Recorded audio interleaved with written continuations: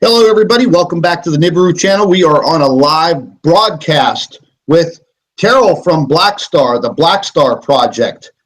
TERRAL, how are you, buddy? I'm doing very well. Thank you very much for having me. Appreciate the opportunity to share information on the Project BLACKSTAR investigation. Yes, absolutely. I've been following you for quite some time now, and very, very glad to have the opportunity to speak with you one-on-one, because as I've watched your YouTube videos and your information and what you've uncovered, I've been pretty overwhelmed with it, and I really welcomed the chance to talk to you. In the beginning, whenever you started to delve into the Project BLACKSTAR, how did you come about learning of all of this? Because I mean, obviously you're a very intelligent, very smart man, and I consider myself to be, quite intelligent also, but it does take some intelligence to delve into this instead of just looking at pictures that subscribers send in like I do.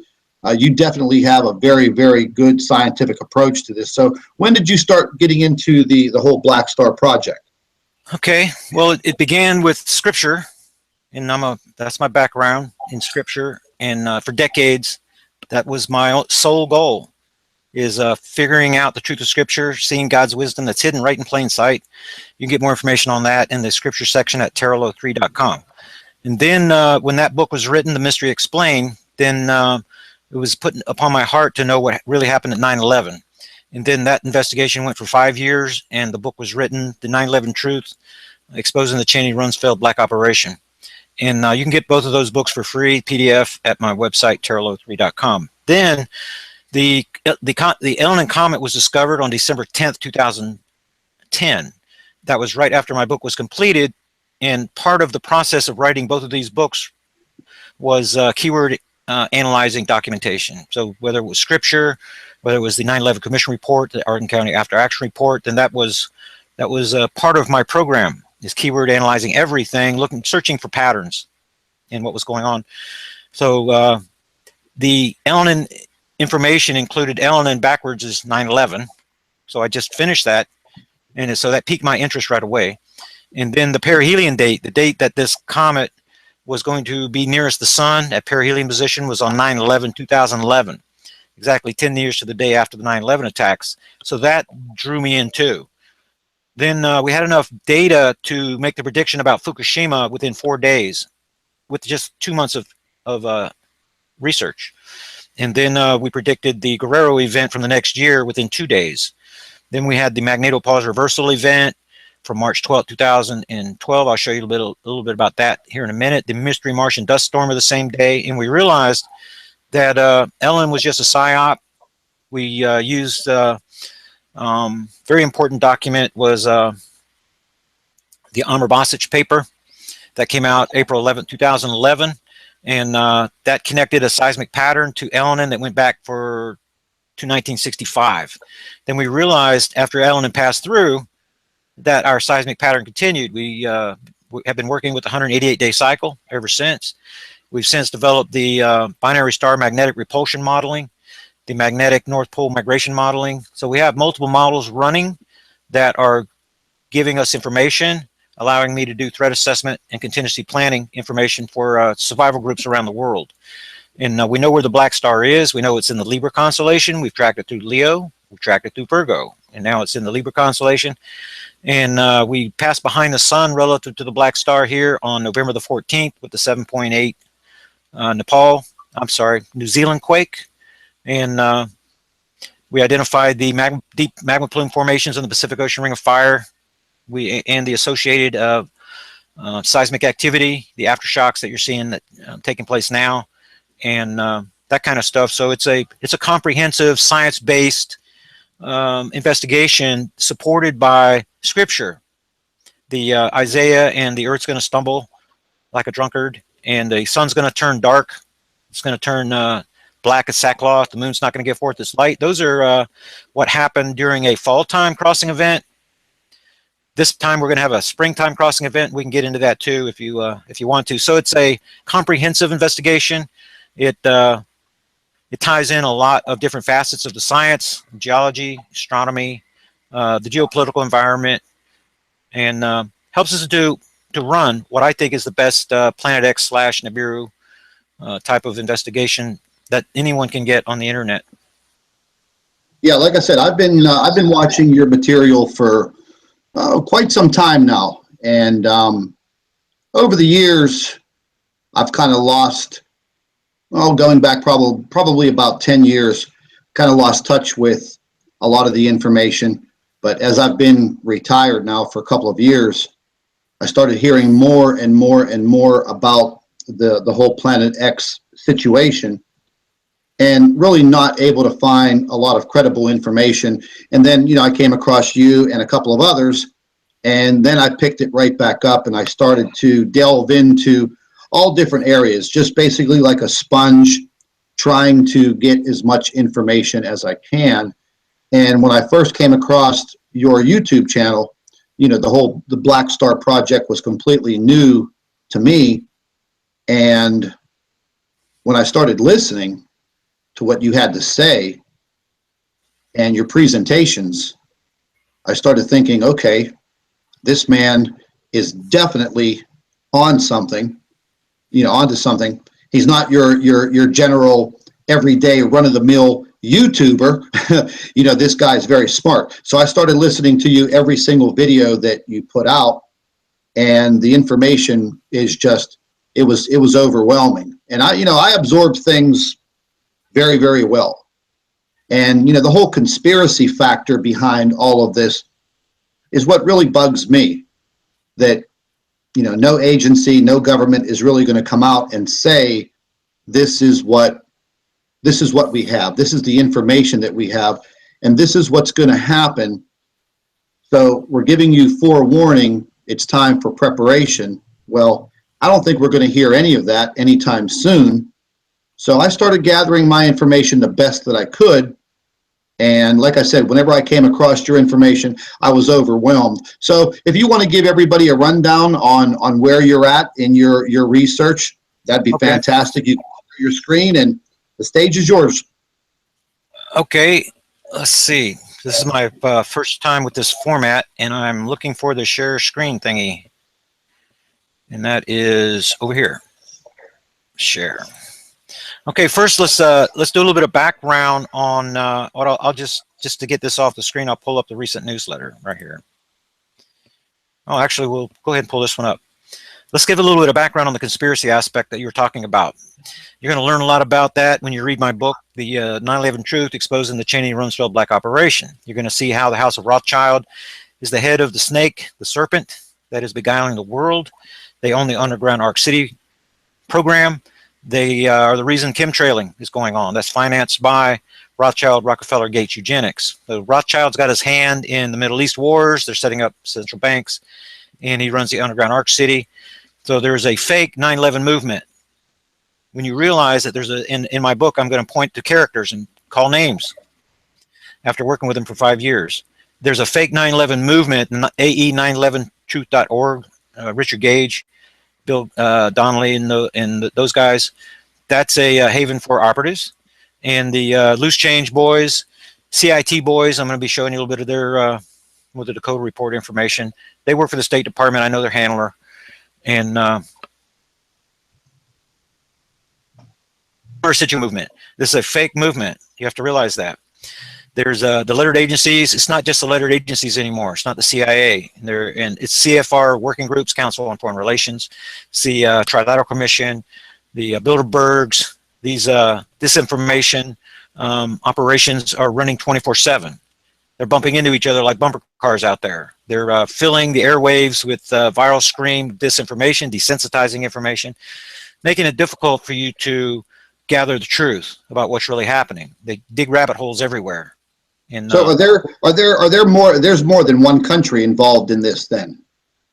Oh, absolutely. They know that this is coming, and some of the countries are aware. Some of the countries are not aware, and depends on if you're in the clique or not. The Rothschild clique, the bankster elite gang. Those are the ones going to the underground Ark City. If you watch the movie 2012, instead of the Ark ships, they're running to Ark cities, and the biggest Ark City in the United States, the central hub, the administrative hub of the New World Order, after the Black Star leaves, is in Denver.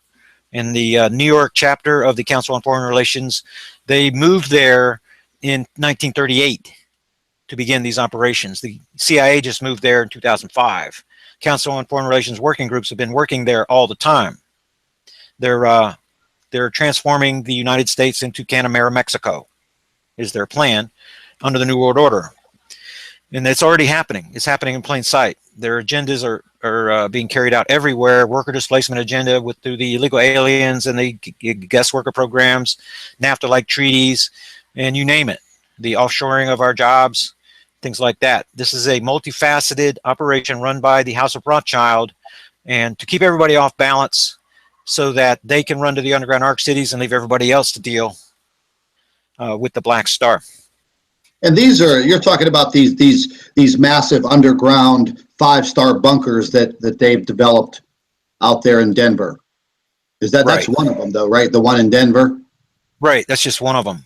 It's a pressurized, environmentally controlled underground system. And there's people that have green cards to go there, and their families will not even know that they're going until their fail-safe plan begins. It's likely going to be 60 to 90 days before the quote-unquote event. The event is going to be a geological pole shift. That means that the Earth is going to be actually tipped over by the magnetic influence of the Black Star. So the way that works is the sun is in magnetic polarity control of our planet. Keeps it going up and down, tipping back and forth 23.5 degrees. When the Black Star gets close enough to us, it's small. It's gathering its magnetic polarity power from the sun itself.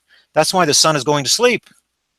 That's why in 2011, then the X-ray flux, the radio flux values emitted from the sun were reduced by down to 1/3 of their normal levels, where they should be at that point in solar cycle 24. And that's why the severe reduction in sunspots. Then they said we had a double peak in 2015. Now they're saying we're in solar minimum. They can't make up their mind about what the sun's doing. The heliosphere surrounding it's like the magnetosphere that protects our Earth. The heliosphere that protects our solar system from the interstellar wind has shrunk 25% in just the last 10 years. And the scientists do not know why. That they're speculating about a Maunder minimum, a grand minimum, and that kind of thing. But in reality, the Black Star is connected to our sun through a magnetic portal connection, and it's siphoning energy from the sun and redirecting it to the other planets through a secondary set of magnetic portal connections. So that's a little bit difficult for someone that's never heard of a magnetic portal connection to understand. So go to my website, left-hand column, click on the link to the magnetic portal connections, and then you'll down the description box you'll get lots of NASA information on how the Earth is connected to the sun, for example, how the magnetic portal connection connects and disconnects and reconnects on 8-minute cycles, and that's the energy that powers our magnetosphere. And so as the sun gets weaker, the magnetosphere gets weaker. The magnetosphere is currently getting weaker 50 times more rapid than the scientists had originally thought. Those are if you keyword those, what I'm saying, you can find those articles. And, so this would be the theory that all of the inner solar system, the planets are heating up, and this is the reason? That's right. They're heating up at the same time the sun is going to sleep, because there's this is the invisible collapsed binary twin to our sun that now has a planetary relationship with our sun and comes to the inner solar system every 3,600 years or so. Came in the days of Noah, and it came in the days of Moses. But it gives us a different result depending on where Earth is whenever it crosses Earth orbit path. Okay, so we've tracked this thing through Leo, through Virgo, and into the Leo constellation using the Earth changes, the seismic pattern, the 188-day cycle. We're also using a magnetic North Pole migration model. So I kind of lost track of what I was going to share with you here. The Black Star coming across, oh yeah, I remember. It's going to come across like this, and then it's going to cross Earth orbit path.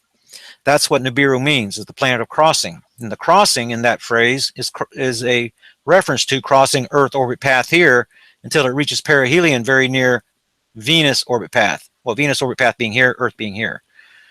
Okay, so there's 2 opportunities to interact with this Black Star, and it'd be close enough to Earth to cause our planet to actually tip over from the magnetic influence. See, the thing is, metals that are inside of Earth crust, magnetite, iron, these, whenever they're influenced by the magnetism of the black star, then it's going to tip our planet over because the metals in Earth crust are going to obey the laws of magnetism.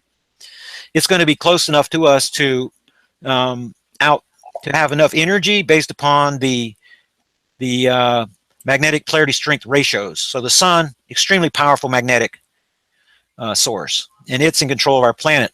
The black star, if it's on the other side of the sun, cannot affect us. So that's the situation that we have now. We're on the back, we pass behind the sun relative to it. Now we're going to this 90-degree angle position. But when we're around here and it comes across Earth orbit path, it's right next to us. That's the reason that it can cause a geological pole shift, because even though it's smaller than the sun, it can wrestle magnetic polarity control of our planet from the sun if it's close enough. So there's a range of scenarios that take place that tip us over. See, if this thing comes in and it passes just in front of us, the Earth will tip backwards. If it passes under us, we could be turned over like a cork. If it passes behind us, we'll tip forwards. And as it comes on by, the Earth is going to continue rotating, but the North Pole is going to be pointing away from the black star. So it could cause the Earth to actually turn in a funny way and stagger like a drunkard, just like Isaiah says. So the thing is that there's no sign with the sun at a springtime crossing event. See, it's just crossing Earth orbit path on the way in. It's going to reach perihelion afterwards. It's going to turn the sun completely dark. You notice how the coronal holes are getting bigger and bigger on the sun? Yeah, the black star gets here, the sun is going to be totally black, and the moon's not going to give forth its light. That's what Christ says in Matthew 24, start at verse 29. He's quoting Joel 2. Okay, so the thing is, when the Earth comes on around this way, see, this thing comes in and crosses Earth orbit path, but then it crosses it again on the way out. What Christ and Joel, the prophets, can see is what happens at the end of the age at this crossing event in the fall time, after perihelion, after the black star reaches perihelion. We have all of their testimony about what happens. But this coming comes like a thief in the night. 1 Thessalonians chapter 5. This coming comes like a thief in the night, and destruction is going to come suddenly like the birth pangs upon a woman with child, because we can't see the black star. Because of microlensing, it is super cold and is super small. It's only 2 to 3 kilometers in diameter. But its energy is being siphoned from the sun. So what you have is gravitational forces between the sun and the black star are increasing by the square of the closing distance, right? According to the laws of gravity. The thing is that the magnetic polarity strength and the magnetic repulsion strength, the sun and the black star have mismatched polarity. So as the black star is coming in, the magnetic repulsion force is growing by greater than the cube of the closing distance. The reason is because we're not dealing with static magnets like you have here on the Earth. One magnet has a certain power, the other magnet has a certain power. That doesn't work in this scenario because the black star is siphoning energy from the sun. It's becoming more powerful as the sun is becoming weaker. So the magnetic polarity strength and the magnetic repulsion strength is growing by more than the cube of the closing distance. What that means is the black star is coming in and it's transitioning its orbit path from a long elliptical orbit to something circular. It's going to have a circular orbit as it's coming around Venus orbit path and then be repelled by the binary star magnetic repulsion force. It's going to be repelled actually by the magnetism more than the slingshot effect. It's going to be going slow around the sun. This is a really strange anomalous object. In its aphelion position on the far end of its orbit out near Orion is going to be not as far away as most people think, because they're thinking using traditional scientific modeling for comets, asteroids, planets that behave the same way because they're obeying the laws of gravity. They do not have this magnetic repulsion relationship with the sun, not being stars, you see. So this binary star, the Planet X movement is fake to the core, because we're not even dealing with a planet, we're dealing with a star. People need to realize that. It's just part of the name of the movement itself is a misnomer to what's really happening here. This is a star that is coming in. And the thing to realize with the days of Noah and Moses is that when this thing crosses Earth orbit path, Earth has 365 different places to be in our solar system. So just imagine this is a giant roulette wheel. And each of these pegs for each day, this is a 1.6 million mile segment all the way around. So when the Earth is over in springtime position and it gets here, we have a geological pole shift. Also in the fall. But if the Earth is around here in winter orbit, when it crosses Earth orbit path, it's on the summer side of the solar system. We're in the winter side, we never have a pole shift. That's why there's not one every 3,600 years, you see. So there's a different scenario for our planet depending on where Earth is. And so it caused the flood in Noah's days. It caused the earth changes with Moses. And in Matthew 24, Christ is talking about what happens at the end of the age. These are all scenarios that are associated with this black star, but the black star is in a, the Earth is, I'm sorry, is in a different position when the black star crosses Earth orbit path, giving us a different outcome for each time. So gathering all the data from all the scriptures and all the science, looking not that closely, but looking at Sitchin and the Sumerian tablets and things. They've got a Nibiru that came with the Anunnaki, you know, and all that stuff, and which could coincide with Genesis 6 and the sons of God there, the Nephilim and stuff. But without getting into all that and convoluting the discussion, there's a lot of what Sitchin says and what a lot of what Robert Harrington tried to contribute to the Planet X movement is just nonsensical.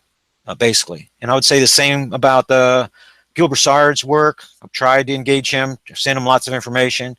Marshall Masters' work. My first radio show was actually with Marshall Masters as a member of his Comet Ellen and Planet X Town Hall deal. And they recognize, like you, they recognize I'm a good researcher, real smart, got good data. They want to have me on part of their team. You know, it was real cool. Until Mr. Armor Bosich came into the picture, and Marshall Masters started strong-arming him, and I made waves about it, and then I got booted out of that deal. But anyway, I've tried to share information with them. They don't want to hear about magnetopause reversals, about magnetic pole migration. They don't want to discuss the science at all. They want to keep making their little videos, selling their keychains. This is the fake 9/11 Nibiru movement in my mind. And Gil Broussard has people looking for a planet that is 7 times bigger than Earth. We have a project astronomer, Don. He's been an astronomer his whole life. He has an observatory. His observatory class telescope. He has infrared equipment. He can see Pluto. Easy. If there was a planet coming 7 times the size of Earth, he would have seen that a long time ago. He's been on this project with me for years. We know where it is. We know that he cannot make observations because of the characteristics and features and behavior of this black star that behaves more like a black hole than any known celestial object. It's causing it to move in our inner solar system more like an amoeba. And if you look at the modeling of black holes, then you'll see that that's the way they behave. That the objects that are inside the event horizon are trapped, but objects on the outside, they just kind of wobble a little as the thing moves by, and then they wobble back into place. They're not affected very much because they're outside that event horizon. That's so that's pretty much the rundown on the geological pole shift that we're expecting. The inferior model is the magnetic North Pole migration model. It shows a 12-day differential. I can show that to you in this newsletter right here. And this is covered every week. Let's look at this recent newsletter right here. So we follow the seismic values for each week, for each category. We know when we're going to have the lowest values at 90-degree angle position. See that sub 20 value for the 5, sub 200 value. We know when we're going to have the highest activity. See all that activity? It's because we're between the 2 stars. We predict this way in advance. Then we know there's a lull period coming. See the L's in the chart? Then we get to that 90-degree position and look again. See the zeros? 2 sub 20 values together for the 5s. We usually have sub 200s here. It's a little bit different now with that magma plume formation that I'll show you about. More and more red values are showing up in the chart. So what I wanted to show you was the magnetic pole migration model. This is for the last 4 years of where a magnetic North Pole has been migrating. And if you've been following my reports for the last 6 months, you know that there's a 12-day differential between, we're trailing last year's position by, if you draw a line from the center, see that 8-2, you get the 8-2 behind it, you have a 12-day differential. It's been, sometimes it would move a little ahead, sometimes just a little behind, but the 12-day average is what we're seeing. That's what we're seeing right now. When you draw this line up to the 20th, 1220, and this one to 1220, you're going to find out that there's a 12-day differential there. And this is a warning sign to me, because what it's indicating to me is that that this is not caused by the shifting of Earth metals, according to the traditional the geological modeling. This is caused by the influence of another magnet in our inner solar system, and it's moving left in the orbit diagram an average of 12 degrees for the last decade, going all the way back to December 25th, 2004, with the 9.3 Sumatra quake. Earth passed between this star and the sun on that date. And that's a very key date that I just gave to you right there when that Sumatra quake happened. Another one is the Chile quake, February 27th, 2010. These are two of the top 5. And Fukushima is the same way. Most powerful earthquakes in recorded history. Then Fukushima happens the next year on the 188-day cycle. And 12 days later, this is a 12 days later each calendar year, because the black star is moving left in the orbit diagram by an average of 12 degrees. There's 360 degrees in a circle, 365 days in a year. That's where that 12 comes from. So this 12-day differential in this magnetic pole migration chart says, in comparison, relative to the binary star magnetic repulsion modeling, that there's a 10% chance that we're going to see a geological pole shift on May the 20th, 2017. This is the inferior model. Doesn't mean it's going to happen. It means there's a 10% chance that it's going to happen, right? But if you run military operations and you do threat assessment contingency planning, you know 10% is the threshold. When you get above 10%, then you have to start making contingencies, and that's what I'm doing with the survival groups. That we have survival groups in the Ozarks. We have a Canadian group that looks like now they're going to join us in the Ozarks, New Zealand group, European group, Australian group. And these are, the way that we form these groups is because they go to my website, TERRAL03.com, and then I can show you that right here, if I can get this baby to work. I can show you my website. Didn't pull that up ahead of time. It's that simple, TERRAL03.com. And this is TERRAL03.com. Down here is the scripture section. How the mystery diagrams. There's 80 diagrams in my book showing you how God's mystery, God's wisdom is hidden right in plain sight when you see the 3 witnesses of spirit, blood, and water. Then here's the 9/11 section. 6 videos in each section. And book at the bottom. Instead, this book can't be written yet. We haven't concluded the investigation. But this is where the newsletter campaign comes in. You hit this button right here. You get all of 2016 and 2017 newsletters. And there's links here to the previous year's newsletters. So there is a way to get all the newsletters for free. In my description box, you can get the weekly update report with the new free link. This is the button you click for. It's only $25 per year.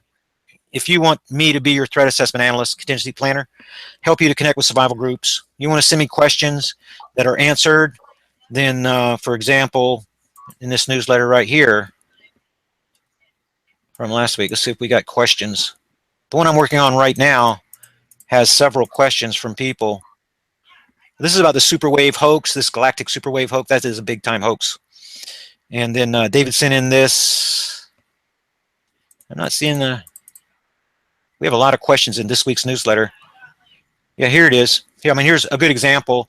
Then Bonnie has a question about the 90-degree alignment in February 27th. So she writes it in, I answer it, and then your questions and my answers go into the weekly newsletters, helping people that might have, you know, similar questions. Here's a picture of that growing coronal hole that's going to cover the sun when the black star gets here. That's some of the features that you get with subscribing to my newsletters. You get a black star update report every week. It comes out on Thursday evening. And the seismic chart grows 1 line every week. And then so you get my analysis. You get a year over year. This is what happened 2 years ago. This is what happened. You see we had a 7 magnitude earthquake in week 45 for the last 3 years in a row. But you notice that they're not the same calendar. It's not the same day in the calendar because the new orbit cycle begins just about 2 weeks later each year. So we track this earthquake activity based on the weeks for the last 6 years, we know what's going to happen in week 13, for example. We know what's going to happen around week 30 when we get to outside orbit position, week 44. And then red letters show up whenever we see something that's really, really odd. Like we had this 8.3 chili quake here in week 34 last year. We had 12, it's a high number for the last 6 years, by the way, 12 6 magnitude earthquakes, 6 the next week, but then this has never happened before, hasn't happened since. No 6 magnitude earthquakes on the entire planet for 5 weeks in a row. That earns all these guys a red value. It's not, just look at the chart. You don't see that ever happening before, and you don't see it happening afterwards. And we've been doing this for the last 6 years. So anyway, this is the type of information that you get, and whenever you, everything's free. We want everything to be free. We want you to have the information. So whenever you want to email me, be able to email me every day, you want to take my time, then and it's only $25 per year. And then you'll get your threat assessment information when you make the request, and then you give me permission to share your contact information, and I'll share it with the Ozarks group. Has 200 families in it. We have Dr. Laura's running the medical staff, and then Robert's running the security operations team. Chris is running the prepper groups, all the prepper members, keeping them motivated. And we're getting ready to buy, it looks like, we're looking at a leasing program in the Big Show Cavern, and then we're going to buy some property there in the Ozarks, create a staging area right around our cavern, and give people the opportunity to set up travel trailers there and things like that. So it's a comprehensive program. It's pretty exciting, and a lot of the people are looking at May, we have to prepare for May 20th, 2017, just in case. Even though it's only a 10% chance, we have to do that.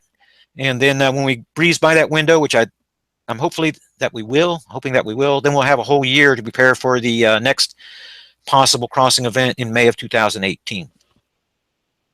So we're gonna reach a critical point this fall, or excuse me, this spring. Absolutely.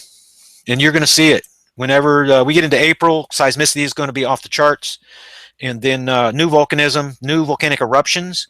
They range from 1 or 2 at outside orbit position at that 90-degree angle point to an average of 8 whenever we are between the 2 stars. The month of April 2016, we had 7 the first week, then we had 9, then we had 8, then we had 9 again. And that's because we passed between 2 stars, that magnetic portal connection that I told you about. You can tell, I can show you right here. Let me see where we are. There's Cancer, Libra. I can't see my thing because of this thingy here. Okay, so the black stars in Libra, look at the date, April 3rd. So as we're coming on around the magnetic portal connection, the black star is right here. The magnetic portal connection between the black star and the Earth is at its shortest point whenever we are between them. So, and also the thing to remember is we're pulling the magnetic portal connection from the black star to the Earth and from the sun to the Earth through the primary star-to-star magnetic portal connection. That's what causes magnetic portal connection convergence, and then the portal-to-portal cross-firing, the big giant sprite formation. It's like lightning bolts that shoot between these magnetic portal connections. That creates highly charged ionic clouds. The clouds are given directionality between the converging portals, and that's what caused magnetopause reversal events. That's what caused the mystery Martian dust storm of March 12, 2012. And again, on another magnetopause reversal that we predicted, April the 23rd, 2016, to happen just this year from the same phenomenon. And Mars was in the same place. They're supposed to have the dust storms kick off later in the summer, which is normal for Mars, but they kicked off way early because of magnetic, this phenomenon that I'm talking about right here. The same thing that turned Earth. I've got the window pulled up here, I believe, because I wanted to show you the magnetopause reversal event. And I'd be darned if I can find it. Here we go, right here. Look at the date, 3/12/2012. This is the bow shock. This is the sun over here where my cursor is. And look how well defined the bow shock is on the nighttime side of our planet. And look for how long that it's going to go into the 13th. This is caused by a subatomic particle flow coming from beyond the Mars and beyond out there where the black star is in the Leo constellation. So at this date, this time, this is 8 days before the Guerrero event that we predicted within 2 days. And it was caused by magnetic portal connection. You can see the directionality even with the bow shock turned at a little bit of an angle. It's telling us where the black star is out there, because the subatomic particles are not coming, they're not being released directly by the black star. They're coming from the converging magnetic portal connections that are coming together, and given that those highly charged ionic clouds direction out. So whenever you say it's making a connection, it's actually really making a connection. Absolutely. It's a magnetic portal connection. If you understand, go to my website or just Google it, but go to my website, watch the 15-minute video, go through the NASA links, and you'll understand more. They're not going to give you the advanced magnetic portal connection convergence scenarios and things like that. Those are only came from my research after a lot of observation of what's happening here, connecting of a lot of the dots together. But this phenomenon, notice the date on this, when this mystery Martian dust storm started. Look at it. The first plume appeared on March the 12th, 2012 as a small bump on the dawn side of Mars' southern hemisphere. See the black stars in the southern hemisphere, just below the ecliptic plane. So this dust storm started, and it says on the dawn side, what it's saying is on the nighttime side.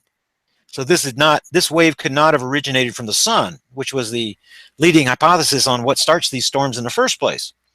This came from the nighttime side because it's part of the same phenomenon.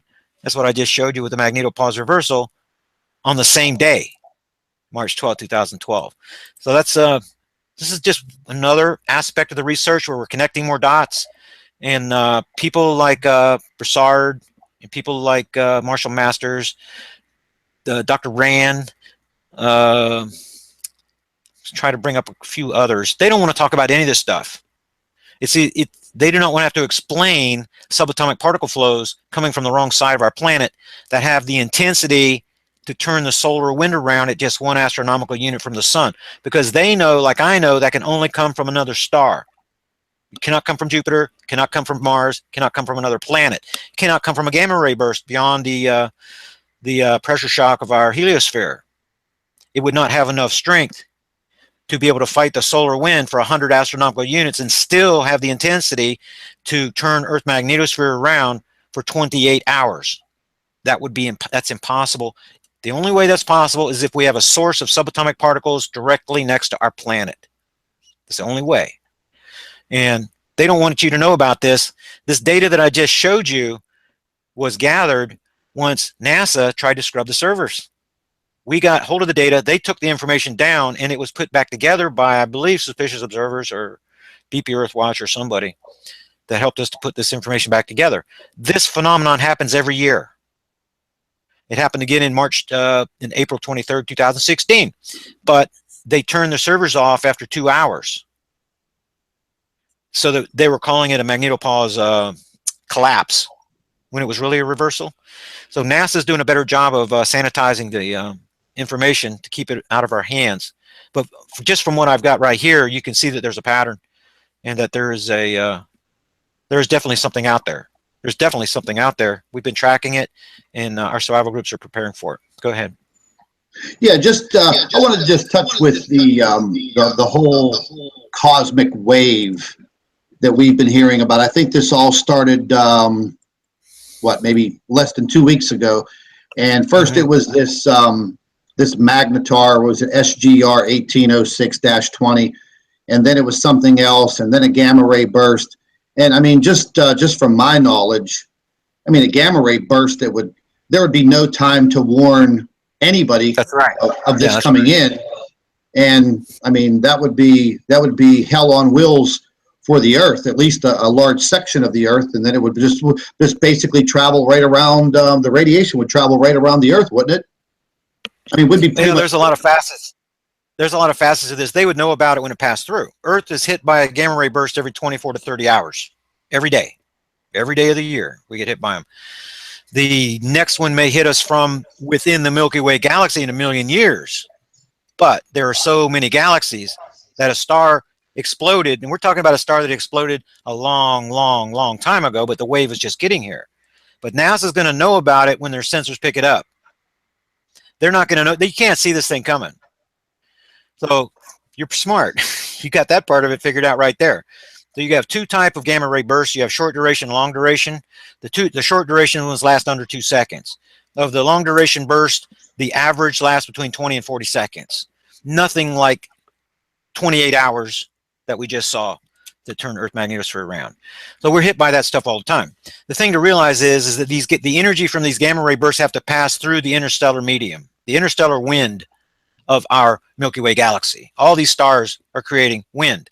It's coming to us through because of our movement in the solar system, in the Sagittarian arm, then the way that we're turning around, then the interstellar wind enters our solar system through the constellation Ophiuchus.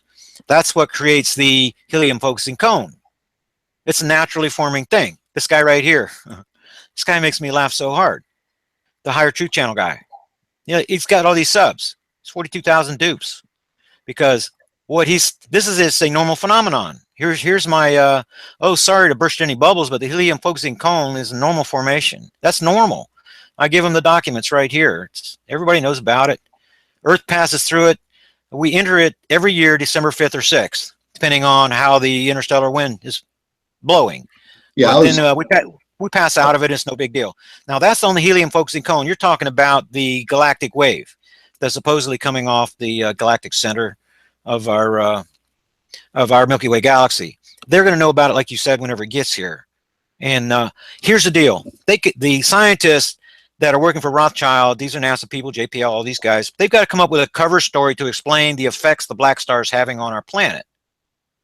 So with this magma plume formation, we haven't talked about that yet, the inside of the Earth is creating these harmonic tremors because of the waves that are passing back and forth from the terminal ends to the origination zone back in Indonesia that I was explaining to you. If you want, we can go through that.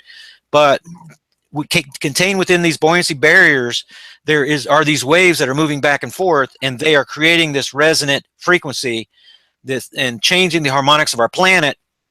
And so scientists come up with this story about the photon belt that's just going to sit out there and hover and things like that. They're going to interact with the interstellar medium. They're going to interact with the solar wind. But anyway, they're coming up with these side stories to be able to try to explain what's going on. They're hearing something. The sound is getting larger and larger, and they can't explain it. So they're explaining it through, it's a cosmic wave that's coming. That's the cover story that you're seeing there. And it's being sold to, I don't want to be mean to anybody, but they're selling to a bunch of dupes that are not doing the research. Well, I got sold on it. You know, as soon as I heard the information, you know, I was like, okay, is this going to be, you know, just a cover for what is actually inbound? I mean, it's just like a press release. You know, they have to have some type of story to tell everybody. Right. Well, it's what they're doing is they're manipulating a false narrative. That's what the lettered agencies do. These disinformation groups, and they run it, they hype it. The round Earth stuff that you're hearing is a disinformation program to sucker dupes. They want to know how many dupes there are in their environment that they can impress with this information to make them believe that the world is flat. That's going to be a good. I mean, that's craziness. It's crazy. Yeah. Christopher Columbus figured that part out in 1492. We have 24 time zones. You can use, the way they figured this out in 3 BC was using sticks. A guy around the equator put a stick up on the same day and he measured the shadow. A guy that was further north did it too, and a guy further north of him did it too. They came together later and put their results together, and they all had different lengths. And it told them how the curvature of the Earth was, and they were able to tell then how big the Earth was because they were mathematicians. 3 BC, and now we got people today with the internet that are being duped into believing that the Earth is flat. Same kind of people are being duped by this gamma ray, this galactic wave thing that Paul LaViolette has been rambling on about for, what, the last two decades. And he came out with a series of dates recently, and none of them came true, because they're not going to know. The being 100 light years across, something coming from the galactic center is going to take an extremely, extremely long time to get here, just because of how big it is. how big the place is. They're not going to know until it gets here, just like you said. But they have to have that cover story thingy going. So I see through the cover story stuff. I recommend you read None Dare Call It Conspiracy by former Congressman Gary Allen. A version of it is in the Dropbox folder along with other books that I think you should read. It's very small. And in chapter 3, he's going to go through the money manipulators, Rothschild, explain about the Bilderbergs. But at the beginning of the book, he's going to explain smoke screening, how smoke screening is used by the media. And then you can begin seeing through their propaganda, because they are telling us the truth if you know how to read their code. So they're forecasting what's going to happen through their false narrative agenda. Very crafty people, what they're doing.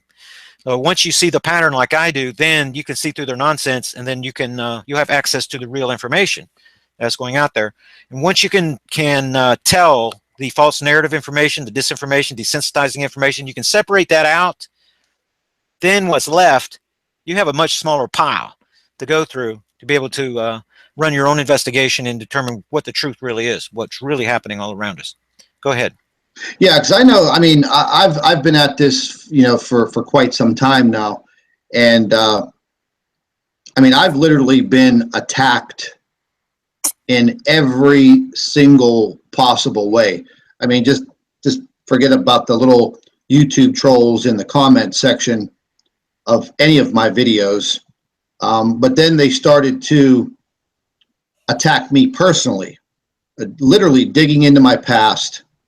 I mean, they have, I guess, a handler down in New Zealand who's basically, put these people together to put this disinformation and the doubt in people's minds that are trying to gather the correct information.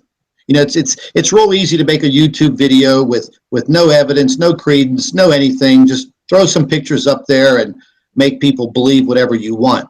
That's right. But as I've been noticing over the past several months, they have come at me on a very, very personal level. They've even gone as far as infiltrating my 13-year-old daughter's Facebook page and creating a fake account, and then, sending her absolutely horrendous pornographic pictures in her inbox. You don't want to probably use Facebook. CIA data mining operation. Yeah. That is connected to the underground Arc City in Denver. They're running real world simulations in there. They're data gathering in order to provide data for the artificial intelligence running that series of simulations. And you don't really want to use that medium. Yeah. Yeah, they've been doing that for a long time from what I hear. Yeah, what you do is you create a fake account, put a little bit of fake information in there, and don't use it. And then whenever they gather the information, it'll play with them just a little bit. You won't be such an easy target. Yeah, they're making progress and waking people up. They're going to attack you. That's the way that it works. Oh, there's no doubt. I mean, they literally 24 hours a day, 7 days a week. It is the same group. And I have a friend of mine who he's ex-military. He was in the military for over 20 years. He worked in intelligence, and he's a pretty crafty guy, very, very intelligent. And he started helping me out finding these individuals, because when the situation happened with my daughter, well, I was out for blood. That was just pushing it over the line to involve an individual's family. You can come at me all you want. I don't care. I'm very thick-skinned, and the name calling doesn't bother me at all. But when you infiltrate my family and try to hurt a 13-year-old girl with that type of well, my daughter was quite surprised when she opened that message. Yeah, and then the wording in it was exactly of all of the hate emails that I was getting by just a few people. And then I had my friend try to trace these emails, and using the IP address for these emails. And he came back just a few hours later, and he point blank told me that the IP addresses that were coming up were coming from a government server, and that, you know, he couldn't go any further. He said that they have specific, I guess, a specific IP address that's reserved for, I guess, the government. And he said it'd be very highly unlikely if they would have any access to this. So this entire group of these individuals, all of the emails that they were sending me were all coming from a host of those private servers. And then probably some of them were artificial intelligence initiated. In other words, it's a think tank run by AI. It's probably not even real people. Maybe just a few of the real people. But I think we need to get back a little more towards waking people up about what's happening. The thing is, you have to measure your steps and do things accordingly. You don't want to even bring what do you know about my family? I've been on YouTube now for a long time. You don't know anything. Exactly. So you kind of keep that stuff off. There's no pictures of me on the internet. That's why I don't even have a camera on my. You have to share the desktop. That's the way it is, because people are going to make funny cartoons out of you and put your head on it, and it just gives them fuel. Oh yeah, there's no doubt. They even went ahead and pulled up my driver's license, record, my address. Then they showed way too much about it already. Yeah. So they showed a Google map of my house. Well, I had changed the address on my driver's license back to my old address when I was 16 years old, before I opened up this YouTube channel. Right. So basically what they were showing in their video was a burned out shack from 1986. Yeah. Well, if you're going to be in this business, then haters are part of the game, and they're actually measure success. So you keep on sharing your story. Try to keep your eyes on the topic of discussion, on the research, and waking people up. And the more attention you give the trolls, you know what happens when you feed a troll? It gets bigger. Yeah. You don't feed the trolls. You focus on the science, and you continue walking using measured steps in this direction to try to help as many people as possible as you can. So the people that are going to be moved more by the way you are walking, rather than the attacking, and everything else that's happened to you. They can hear it in your voice if you're sincere, and they hear it in your evidence and your testimony if you're smart, if you're drawing the right conclusions, or if you're off base or whatever.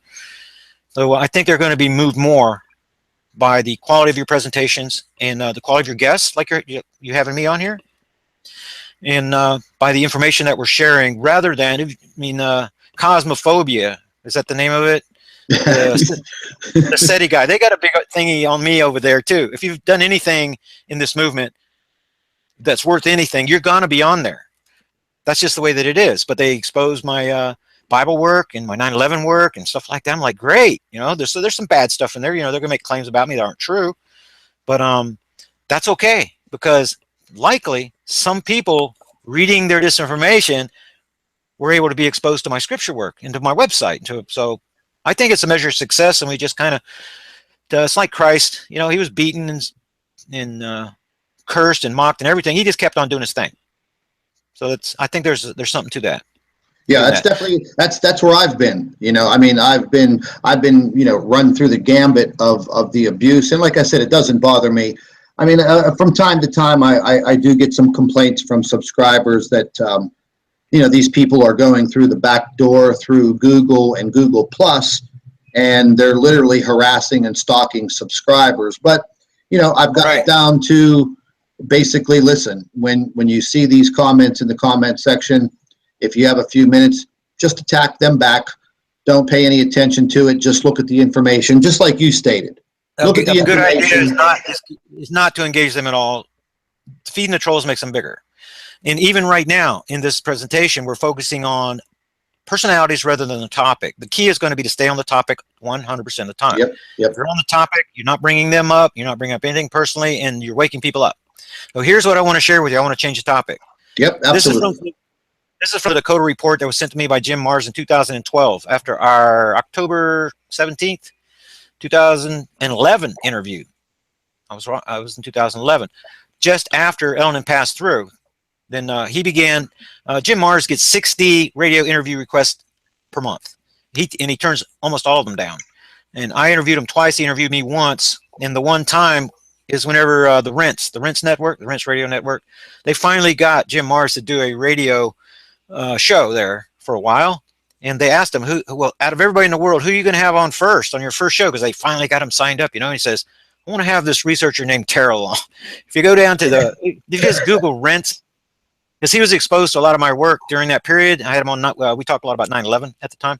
And so he said that my 9/11 book was the best that he had ever seen. Dick Eastman said the same exact thing, that it's the best information. There's a 100-point event timeline in chapter 11, if you don't read the whole book, that places the top 100 events in chronological order, some separated by only 100th of a second. So being a meticulous timekeeper has been a good servant for me through these projects. But anyway, this is the Dakota report that he sent me in the 2016 Dropbox folder. Then there's a 7-page analysis that I give for him that you guys can read. Then this is the operations section of the Dakota report. And this is what it says at the top. It says, in this report, the terms KGB 21 and government will be used interchangeably. The purpose of this report, and it's talking about the whole report here, the purpose of this report is to prevent the execution of Project BLACKSTAR. Operations listed here are considered necessary for its execution. Project BLACKSTAR culminates in the termination of a large percentage of the population. So it wasn't until reading, and it goes on, this whole operations section is about Project BLACKSTAR. But our object was a heavy mass object until reading this report and doing this for work for this paper for Jim Marrs. And at the time, nobody else could get a copy of this. And as far as I know, the only 2 places where you can get a copy of this report is in the description, is in the CIT boys. That's where this link is, Citizen Investigation Team, which they put it up to discredit it. And in the Dropbox folder that I provide for newsletter subscribers. There's a lot of documentation in my newsletter, in my Dropbox folder for subscribers that you're not going to be able to get. NSA covert operations information, the way that they've been using nanotechnology in human bodies since the 1970s, and lots of email back and forth in that Dropbox folder about people that have been murdered, people in my group. My chief astronomer was murdered in my group, members of my family. And you want to talk about being attacked, then TERRAL's research group had over 350 members, 65 administrators. We were connected to the Carnicom Institute with Morgellons research and studying, putting together a really gifted group of people. That's the reason that artificial intelligence attacked us. That's the reason that we came under attack and had to dissolve the group. And that's the reason you see me making a lot of times only 1 video per week and doing 1 radio show per week and keeping the program kind of small, deliberately, because when we get ahead of the elite pace, our people come under attack. And won't go a whole lot into that. The more you know, the more of a threat you may become to artificial intelligence. But he's running threat assessment contingency planning. He's my counterpart. But he's working for the House of Rothschild. Now I'm over here working for the good guys. He's over there working for the bad guys. And our programs are actually used by artificial intelligence to desensitize the sheeple. My program is being used by them. Not deliberately. I don't want it to be that way. But right along with the other 1,000 opinions that are out there, mine's just one of them. And I've only got a little over 10,000 subscribers after 3 years, so I'm not making any big impact. As long as I'm treading this way, then I think I'm safe of anything like that happening. If everything exploded all of a sudden and I became really famous, you know, and all that notoriety, then you might be hearing about me having a massive heart attack suddenly out of nowhere, because that's pretty much how he kills people. Whenever you become a threat. So just wanted to share this with you, and then let's try to use the remainder of our time and let's be on a topic. Yeah, and try not to be on the personalities. We just open ourselves up to criticism and make ourselves targets that way. Go ahead. No, I just wanted to, I've been keeping track of the earthquake activity. Oh my goodness, for quite some time now, and that's been something that's been worrying me, tremendously. I know a lot of people pretty much all around the world. I spent 22 years in international advertising and marketing, so I've been everywhere. Hmm. And I have a lot of friends, out on the West Coast, and I've been warning them for almost a year now that eventually, we're going to come to a boiling point. And Hmm. with the frequency of these earthquakes the last half of this year, I'm worried about it. I'm worried for them on the West Coast because, I mean, even though they say, okay, California is due for the big one, They you are, know, yeah.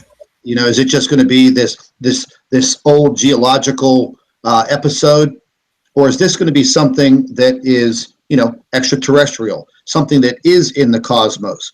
And that's my belief. After everything that I've researched over the years, Hmm. this is not just going to be your regular California earthquake. This is No. going to be something that will be completely 100% life changing. And I know that you do a lot with your research, Hmm. with the earthquake. So if you want to touch on that, I'd love to hear it. Sure. You can have a good overview, and some of your listeners or viewers may have to listen to this part twice. It's a little bit complicated, but here we go. This is volume 28 of my newsletter. There's, just as usual, new volcanic activity. We monitor everything with the earth changes. And then this particular story came out on July the 5th, 2016. Massive lava lamp blobs deep inside Earth have scientists puzzled. Whenever I see mystery, scientists in the same word with puzzled, mystery, anything, it really grabs my attention because the scientists are having trouble explaining what's going on here. We know what's going on here. What you're looking at is a deep magma plume formation that has been created by all of this earthquake activity taking place between 410 and 660 kilometers deep inside of our Earth. This is by sudden expansion of the glassy type material that's in the transition zone itself. So on top of this transition zone, you have rock, magma. Underneath this transition zone, beyond 660 kilometers, you have metal. This is the transition zone that is more like glass, something that's in between in the transition. Okay, so when you get these powerful earthquakes, it goes boom. Imagine a whole gabillion of Fukushima, of Hiroshima bombs going off down in that transition zone. It causes sudden expansion. Sudden expansion of the material means it's decompressing. Decompression means that it's going to rise to the surface like an air bubble. And as it's trying to rise, it's being contained by these buoyancy barriers. So you have all this information is in this volume 28. If you want more information on that, this corridor is being created by the buoyancy barriers itself trying to contain it by the surround. So here's the deal. Let me pull up, just get a kind of, you're only looking at one little section here, but I'm going to pull up the Earthquake 3D and take some of this off and show you what's happening here.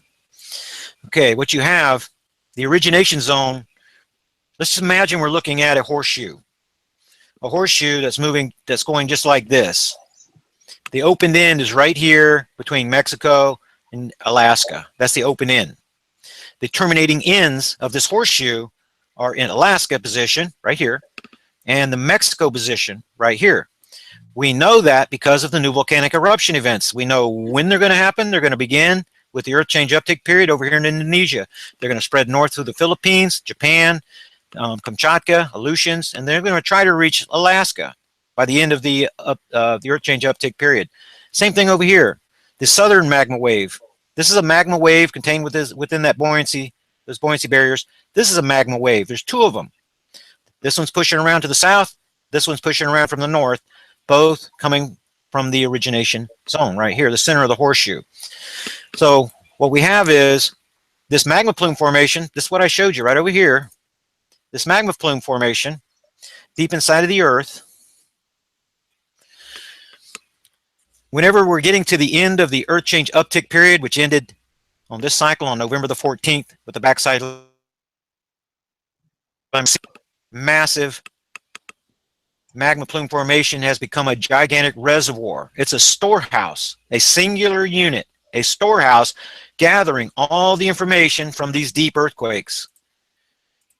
And when I say a deep earthquake, see that one at 595? That's in the transition zone, deep in Earth mantle. We have one over here at 610 kilometers. If I put it on for the last few weeks, you would see one down here too. And let me see if there's any for the last week. You see all these deep ones?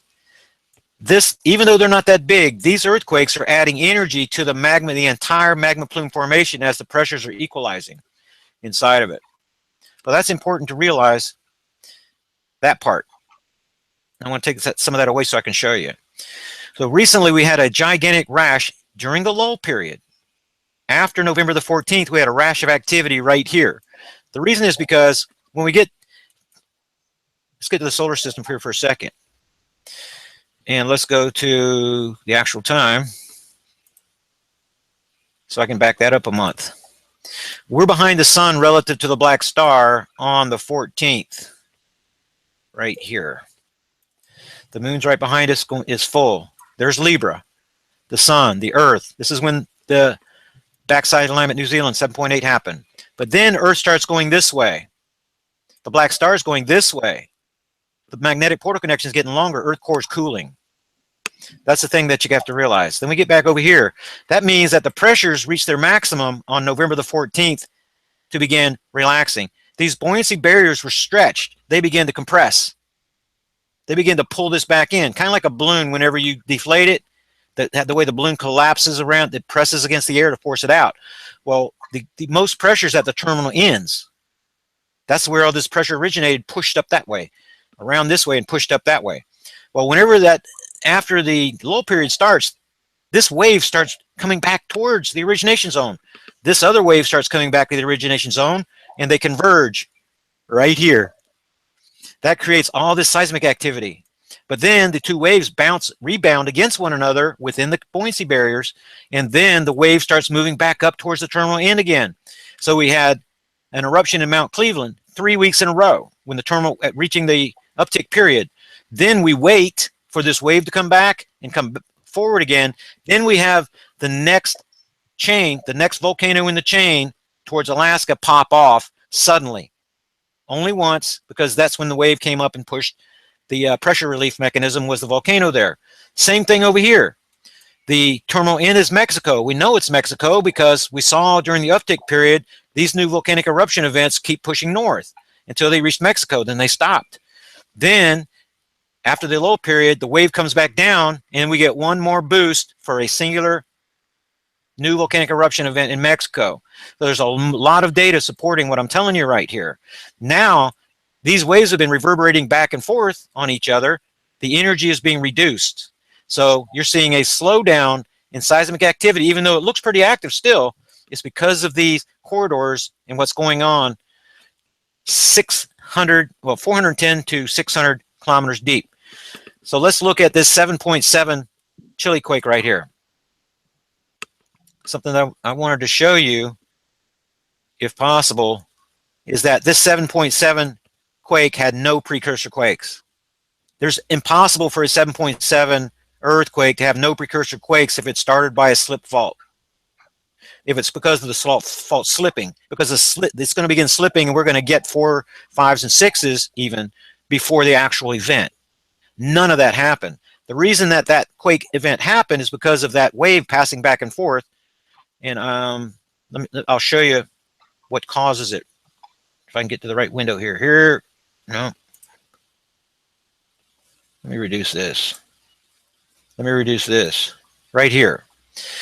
The thing to realize is that on these magma plume formations, you have a series of horns.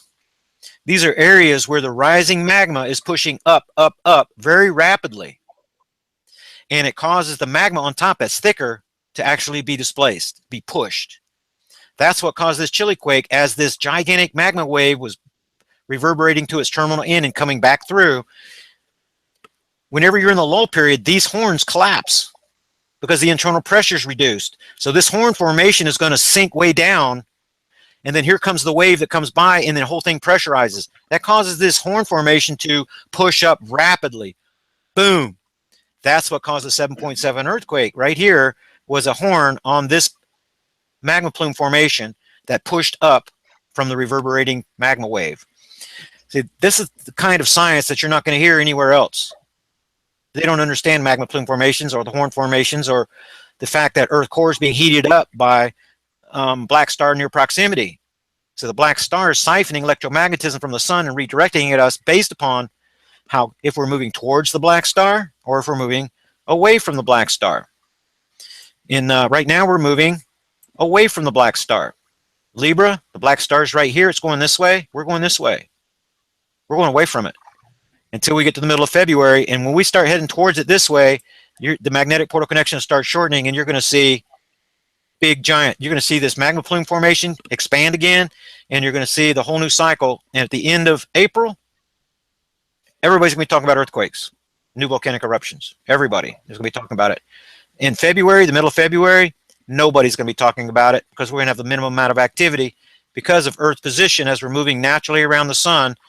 And as we're going around, this magnetic portal connection between the black star and the Earth is getting longer and then shorter, longer and then shorter, longer and then shorter. It's creating two well-defined Earth change uptick periods and two well-defined lull periods that we've been tracking for the last 6 years. And whenever you stop the orbit diagram on these key dates, Fukushima, Chile, Guerrero, it shows that the black star is moving in prograde fashion in this direction through our solar system, and it's been moving an average of 12 degrees per year, which is impossible for an object on elliptical orbit unless it's slowing down inbound orbital velocity. And it has to be slowing down inbound orbital velocity in direct proportion to how close it's getting to the sun. That couldn't be explained until I ran across the paper from the Canadian student that let me see if I can pull this up for you. He found that there was a braking mechanism between binary stars, according to his observations. Right here. Go check out this little story when we have you online here. Should be the longer story. At the very bottom, the stars are close enough that their magnetospheres are likely to be interacting during the whole of their orbit around each other. This means that their magnetic fields may even act as a giant brake, slowing down the stars. That's because of the mismatched polarity. That's what's happening with the black star and the Earth. And it causes their elliptical orbit to become circular whenever they're going around one another. So it's quite a bit to try to take in. You may need to watch this presentation twice. And we didn't just come up with this in a day. This is a 6-year, now going into the 7th year of this investigation. So this is helium focusing cone information I was going to share with you about. We haven't talked about that, have we? No, that the whole helium thing came out yesterday. I know several people reported on it. Yeah, so if you want to, then we can get into a little bit of that. But this is some of the mechanics, some of the science that we're using with Project BLACKSTAR. And it's been helping us build predictive models that tell us precisely what's going to happen. This aftershock activity from the magma plume formations is making it look like we're still in an uptick period when we're actually in a lull. So I wanted to kind of explain that. It took a while. It took years of fumbling around in the dark to be able to finally figure out that we're dealing with magnetic repulsion between the stars, magnetic portal connections with the stars, and this internal magma plume formation. That's what's changing the resonance frequency of our planet, because these waves reverberating are adding waves to the total signature of our planet. And it's not just Earth. It's happening to Jupiter. Jupiter's core is liquefying. Saturn's complexion has changed from its superstorms. The last superstorm it had was 30 years ago when it passed between the black star and the Earth. I'm sorry, the black star and the sun. It just had the recent superstorm in 2010.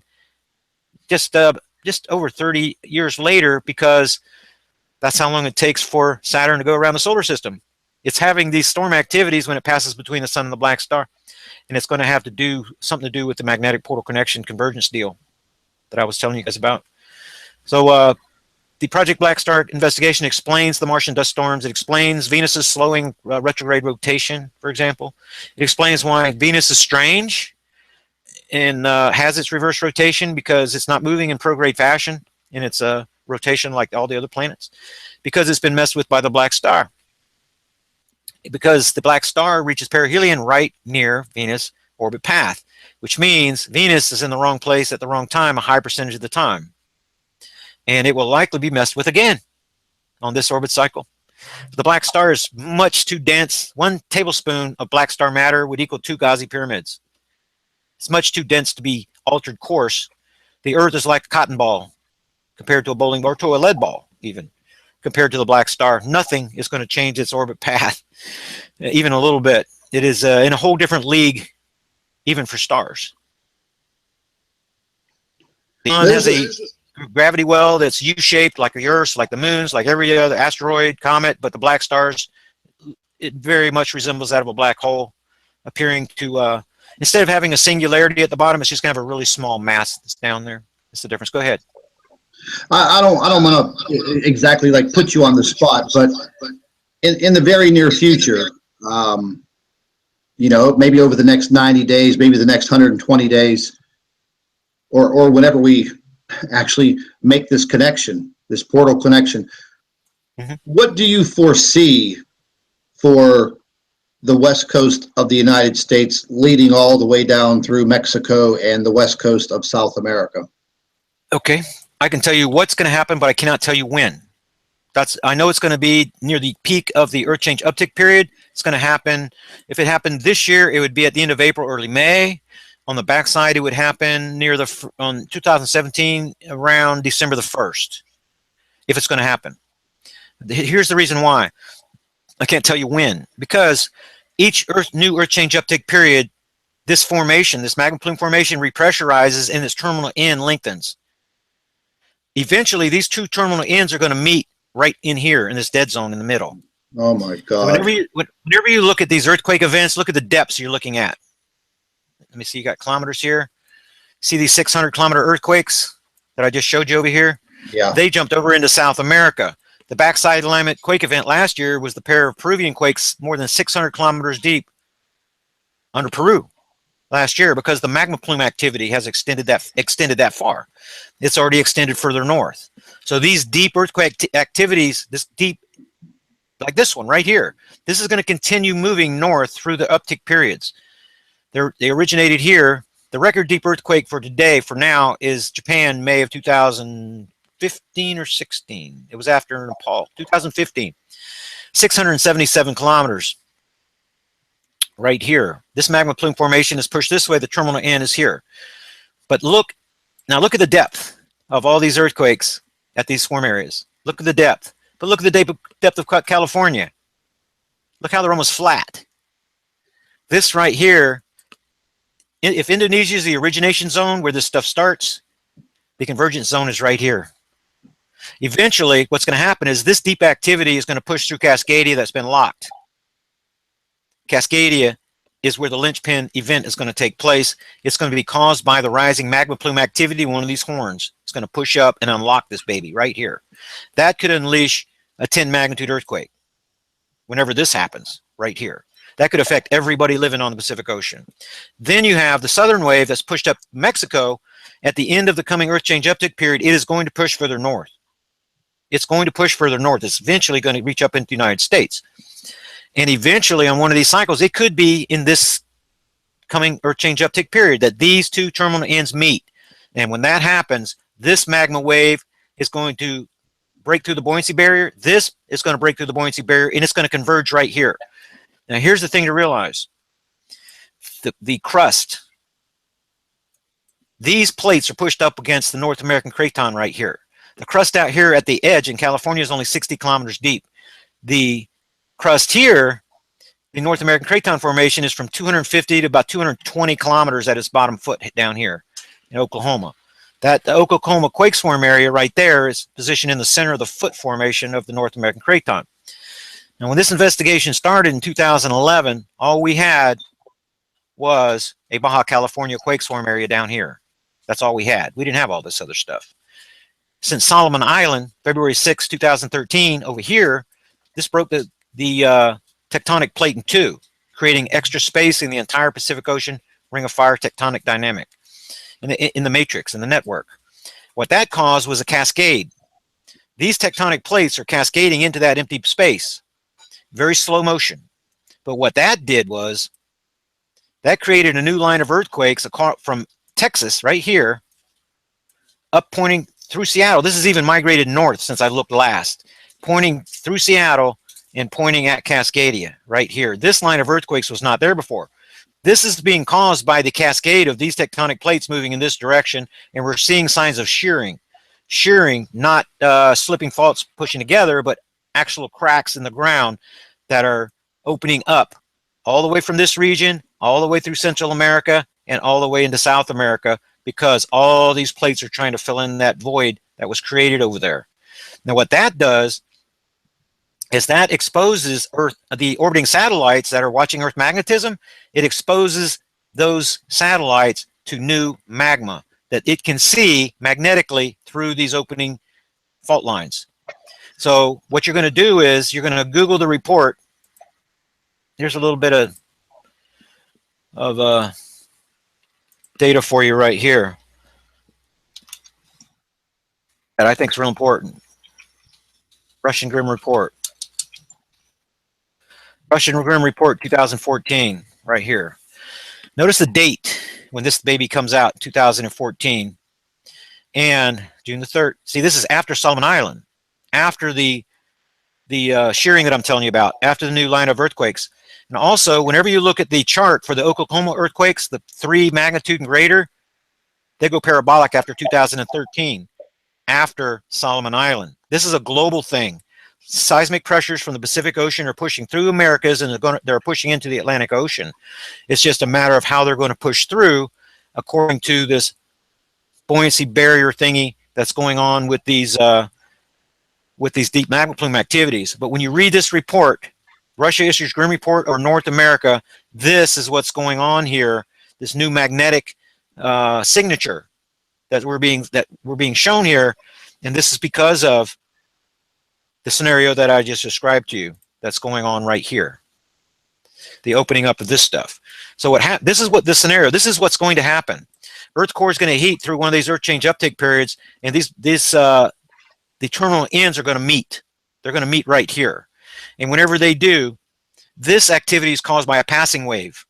This activity is being caused by a passing wave. This is nothing compared to when these waves converge right here. This is going to cause massive crustal displacement. It's going to be caused by the deep magma plume activity in these horns that are formed. As they rise up, they're going to push this mantle. They're going to push this crust that's only 60 kilometers deep, and it's going to cause massive crustal displacement depending on how the horn formations, and especially if the buoyancy barriers are broken. If the buoyancy barriers are broken, then you get the scenario that maybe some of your people haven't seen the map of the future, Navy map of the future. Yeah, I've seen it a couple times. Yeah. Well, you see this big hole out here? This is caused by rising magma plume activity from the Earth transition zone that displaces the heavier magma that's right underneath supporting Earth crust. That stuff, as it rises, it expands, and it gets lighter and lighter and fluffy, and it's glassy like in nature. And it displaces by sheer rising like a bubble off the bottom of the ocean that gets bigger and bigger and bigger.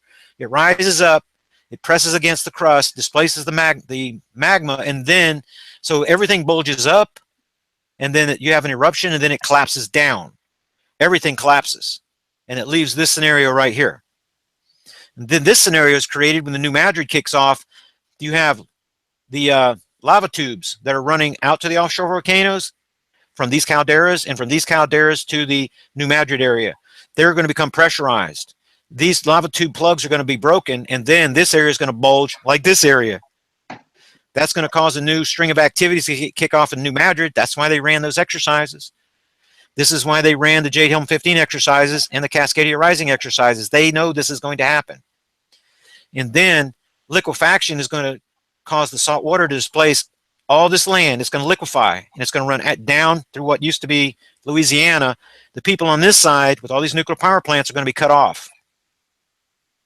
The people on this side of the Rocky Mountain Ridge are going to be cut off. They're going to be killed by pyroclastic flows that come out of here. The last time this volcano, supervolcano, erupted, it killed animals on the other side of the planet because it's glassy type nature that came from the transition zone, right? So our survival location is down here in the Ozarks in these caverns right here. These pyroclastic flows should go this way. We're on the stable North American craton. Nuclear power plants are downwind of us. We have a couple here. The elite are using these as power sources for their underground bunkers that are near us, we're going to do the same thing. So this is our survival strategy. This is where I lived for 2 years in 2011 and 12. I moved there, got my own cavern owner, my own strong survival group, my own place to go. Now we're building another survival group, a second group. This one is much larger, much stronger. And like I was telling you guys earlier, subscribe to my newsletters, and you're going to get a whole bunch of subscriber benefits for a whole year for just $25. And then you request your threat assessment information, and I'm going to be giving you this information again, what I'm sharing with you right now in written form, give you the maps, let you look at everything, and then request that you give me your permission. Every single person in our survival group program gave me permission to share their contact information with members of the forming survival groups. I will do that for you, and then you can begin talking with people that are awake, that know this stuff is coming, that are working together, preppers, survivalists, doctors, military people. If you have military experience, love to have you in our program to help make our security operation stronger for, you know, later in the timeline, after this happens, Mad Max threats, elite threats, all kind of threats are going to be coming later down the timeline, requiring you to have a strong military contingent to defend your position. You're going to have doctors and not lawyers. I don't want to be mean to any lawyers, but the doctors in your health. Actually, Dr. Laura and Robert that run the doctors in the medical contingent, they work together. They have liaisons that work between their committees. They, for example, the obstacle courses that the military builds on our staging property, everybody participates. We want to know everybody's time, put them in categories, make physical fitness very important. So, we're going to stress test you, and Dr. Laura is going to, be running that part of the op, and the military guys will be instructing all of our members to use firearms, for example, using our sharpshooter ranges and things like that. We have sharpshooter Army Rangers and instructors and all kinds of that in our survival group. It's a really great opportunity for people. Use it as an insurance policy, plan B to anything that you're thinking about, because I think once you get the group information, you're going to have the contact information of every survival group member in the group, and you're going to be able to make contacts with people that can change your environment, can change your opportunities. When you know that they're what they're doing, then you can match your efforts, and especially if you're the only person in your family that realizes this is happening, then talking with other people helps you mentally and spiritually to be able to deal and to cope and to work more out of a strategy rather than fear. And that's one thing I see with a lot of these YouTubers is that they fearmonger, like this right here, this guy right here. This is serious. Energy waves for Christmas, and he's the helium focusing cone propaganda that you're seeing out there. This is just a normal formation. There's nothing to it. It's a part of the interstellar wind. Here's the abstract information about it. Heliospheric observatory, solar and heliospheric observatory. Earth enters it every year. We leave it every year. Nothing ever happens. So it's just a lot of disinformation out there. We try to lead people with good sound science and get them away from the fear mongering and give them the opportunity to prepare using logic, common sense, good planning, and eliminating fear totally out of the equation. When you start making decisions based on fear, you're going to do some stupid things. And I have a little bit of personal experience with that. Been a survivalist since 2009, way before this ever happened. That was after the H1N1 scare, if you guys remember back then. And the FEMA War Games, July. That's when I moved into this travel trailer, and I've been living in a travel trailer ever since. Now, being mobile, and lived in the Ozarks, lived in North Carolina, was working with the Appalachians in the Appalachian Mountains till I realized later in the timeline that it's not safe. It's not safe over on that side. So I was plugging again my website and newsletter campaign. That's the only source, the only way that you can support the research at TERRAL3.com. And so that's a little bit of disinformation. The galactic wave, that's a hoax to explain the changes that are going on around us. This photon belt thing is another disinformation false narrative that's out there because there are extra photons running around. they're being detected. So where are they coming from? They're coming from the black star. Okay, so what kind of story are we going to come up to explain it? Photon belt thing. So it's disinformation. So if you're when you become a newsletter subscriber, especially you go back to a lot of the volumes, you send me enough questions, watch enough of my videos, then you'll become immune to this propaganda and the fear mongering and nonsense that's taking place on the internet. Go ahead. Yeah, it seems like they're coming out with a new story and a new excuse about once a week for their entire cover up. And I wanted to add, I'll probably be joining you, in the Ozarks, because I live in southwestern Pennsylvania, not too far from south of the city of Pittsburgh. Mm-hmm. And I'm sure you know that over the last 10 years, all of the fracking that has been done, there must be 100,000 wells. I actually worked in the industry for 5 years, and that worries me. Well, if you talk to Dutch Sense, he says these Oklahoma quakes are caused by fracking. He's not talking about any wells in Pennsylvania. You're not having the type of earthquakes that you're seeing out of the quakes form area in Oklahoma, because those have nothing to do with fracking. But yeah, we did have one. Your problem is not fracking. Your problem is nuclear power plants. You're surrounded by about a dozen nuclear power plants in your location. You're downwind of about 2 dozen. Yeah, there's a couple of them around the area, but just looking at the naval map, you're literally living where I live. I'm going to be cut off from everything. That's right. The Mississippi will be like 100 miles wide? Yep.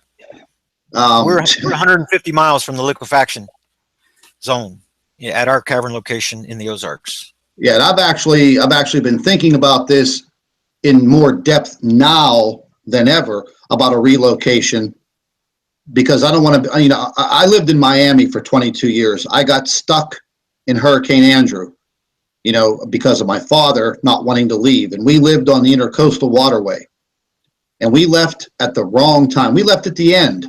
Well, actually the beginning, but we left at the end of the evacuation, and we got stuck on Interstate I-95, sitting there for 3.5 hours as this storm came in. And, I was a young guy, and it scared me to death.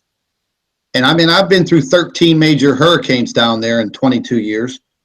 And I see the damage and the flooding and everything that can possibly happen. And just with a Category 5 hurricane. Right. So, I'm thinking, okay, well, where I live. A geological pole shift, you'd be done. If you're anywhere between the mountain range and the coast, because the ocean waters off the coast there are 2 and 3 miles deep. Earth starts tipping over, the metals are going to, in Earth crust is going to tip the crust backwards, but the oceans are going to follow the laws of gravity. So Earth is spinning at 1,000 miles an hour. You have the opportunity for a 2-mile high wave to push up against that mountain range and then fall back into the ocean during a geological pole shift. There's no safe zone that's over in that direction. But here's the deal. If you're away from the coast and you're on the North American Craton, as long as you're within 1 tankful of our cavern location, then you will have a month in between the original geological pole shift and having to be inside the cavern environment. Because first comes the geological pole shift, the collapse of the, not total collapse, the weakening of Earth magnetosphere, the sun turning dark, comes about 2 months later. So we have a month in between, and that's part of the strategy. Right now we're getting ready to initiate a leasing program inside of a giant cavern, leasing space, and then people can relocate. You don't have to move into the cavern or even right beside the cavern. You can just relocate into a town, I'm not giving away any details at this time, but nearby. And if you make your living on the internet especially, it's very easy to do that. Whenever the geological pole shift happens, then you have a 12 by 12 or 20 by 4 by 24 square rented inside of an underground cavern position, and you already have your survival supplies there. The rest of your group meets you there. So we have a well-devised plan that we're putting together for a leasing program. Of course, you have to pay in advance to the cavern owner for the right to put your things there and to have a spot. It's like leasing a place in a stadium for an event. So Then another part of our operation is actually buy the, we have a group of now about 22 investors. So we've got plenty of resources, and we can always use more. I hope there's some investor people here that want to join our program. Go to TERRAL03.com, hit that subscribe button, man, and request your threat assessment information. I'll hook you up with the Financial Land Acquisition Committee, Tom and Rosemary. And then our plan is to acquire land we've already looked at, direct proximity to our cavern. And then so we're going to build staging area thingy there and have trailer parks. And so you can bring your travel trailer there and you can set it up there and leave it there. And we have managers that, groundkeepers that take care of everything. Or we have package deals where you can have a prefabbed house where there's a log cabin house on the high end. Those are $120,000 something. Low end houses start at around $20,000 for the package, you know, to put the house on there. So it's a range of opportunities for people that wake up. I hope you guys are waking up. There is something that's coming, and we've already got the survival group program together for the people in the United States. You're going to want to be in the Ozarks. You know, we have a Texas crew down there that's working they're wanting to work by themselves, but they were with us for a little while. The Canadians, their group up near Alberta, they were working by themselves, and they realized you need a lot of people to put a group of doctors and military contingents and carpenters and masons and people that can run sawmills, run sanitation services. It takes a lot of people. It takes a community to be able to do that. But that's what we're building there in the Ozarks, and listeners have an opportunity to wake up first, and then it's just $25 to have me as your threat assessment analyst, and it's a year, and it's a great insurance policy. To even if you choose not to partake and to use that insurance policy later in the timeline, at least you'll have access to the information, the survival group members, survival group leaders, and you'll be able to get more information so that you can make a good decision about your own survival strategy. Go ahead. Yeah, it definitely sounds like a good operation. You have my thumbs up. Like I said, I'll probably see you there, yeah, because I do not want to stay, you know, where I'm at. I mean, number one, just the civil unrest being close to any major city is going to be a danger in its own. Mad Max. Yeah, exactly. I mean, I say that all the time. You know, I don't want to live in the Thunderdome. Yeah, in the Ozarks, this is a remote location. I'm just telling you, it's a remote location. It's selected because it is a remote location. So you're going to drive in order to get there.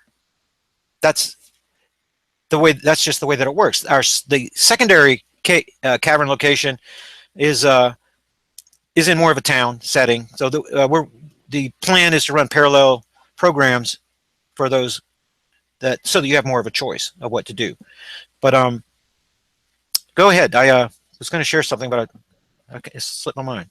No, I mean, I've enjoyed the information. It's always a wealth of information when listening to you. And like I said, I stay up to date, you know, with you.